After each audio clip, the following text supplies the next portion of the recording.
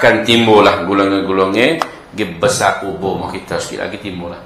Lah ni pun mulai dah tunggu kita mulai apabila mati wak bina comel bapa-bapa wak molek dah wak pagar wak dengan batu marma dah wak ngahin on kubur apa-apa atas dakwah hormat bapa mati ni anak-anak murid hak kaya duit wak batu ni saya molek wak bina lepas tu pakak setahun sekali hari bapa mati kita makak mari pipung mulai dah majlis haul dia panggil majlis al-haul majlis perhimpunan tahun ni mulai berapa lah kita ni banyak ponok dah jadi lagu tu.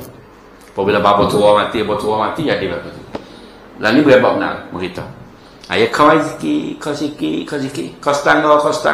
Akhirnya kubur demoni sampai pada kubur wali lah. Sikit dia wali lah. Lah ni di bapa tu. Tak ada wali lagi. Bawah habis satu golongan ni, ni kubur wali ni. Lepas tu mari mana? Akan royak cerita keramat dia.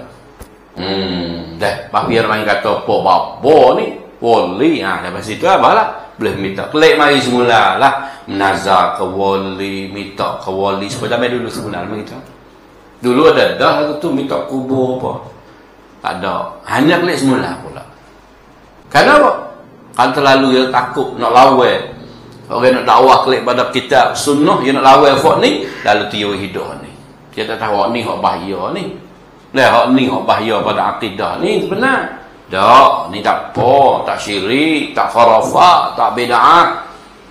Kenapa? Karena datang daripada ulama besar, keturunan Nabi. Itu dakwah ni lah gitu ya.